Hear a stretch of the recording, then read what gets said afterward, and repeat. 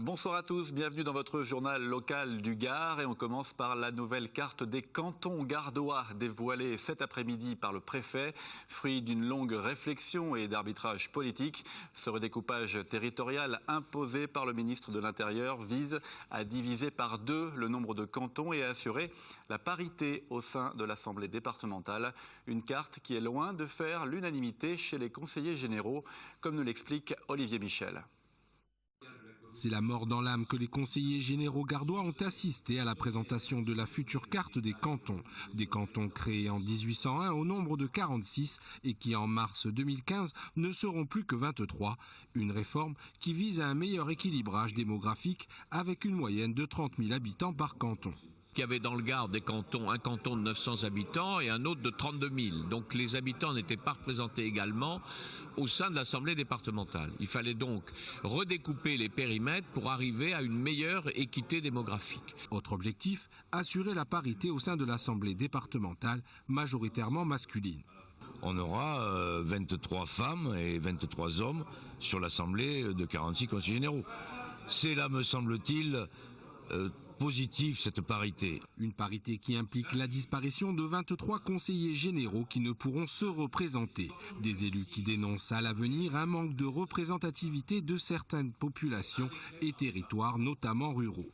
Elle s'inscrit dans une démarche plus globale de l'ensemble des réformes, comme celle de l'intercommunalité, qui vise à éloigner le citoyen du lieu de pouvoir et à contracter la dépense publique. En gros, on a divisé par 2 tous les départements de France, c'est-à-dire que de manière très arithmétique, mathématique, froide, cruelle même.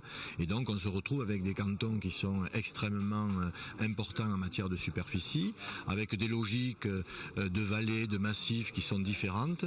Moi je plains les élus qui seront sur les cantons Cévenol, il faudra un hélicoptère pour se déplacer, quoi. Les conseillers généraux gardois devront se prononcer le 16 décembre pour ou contre ce redécoupage, mais leur avis ne sera que facultatif, autant dire que cette carte est définitive. La collecte de la Banque alimentaire se déroule ce vendredi et ce samedi dans le Gard. 175 grandes et moyennes surfaces et 1 millier de bénévoles participent à l'opération. L'an passé, la collecte gardoise avait permis de récolter 140 tonnes de denrées alimentaires non périssables et nourrit 22 000 personnes. Un nombre de bénéficiaires en hausse cette année de 4,6%. Écoutez. Les donateurs donnent ce qu'ils veulent et ce qu'ils peuvent, mais on est surtout intéressé par des denrées non périssables, comme le lait, l'huile, le café, les boîtes de conserve diverses, que ce soit des légumes, de la viande, du poisson. Et puis également, comme on a beaucoup de familles monoparentales et des mamans seules avec les enfants, des produits d'entretien, des produits d'hygiène et des produits aussi pour les bébés.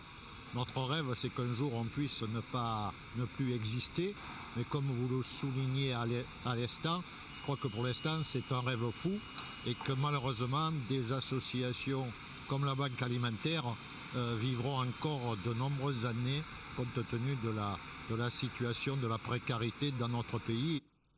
Comment améliorer l'accès aux soins pour tous dans la région? C'est le sujet d'un grand débat public organisé demain matin à Nîmes, une initiative de la conférence régionale de la santé et de l'autonomie pour informer les patients sur leurs droits et éclairer les pouvoirs publics sur les nouveaux besoins en santé ressentis par les usagers. Écoutez.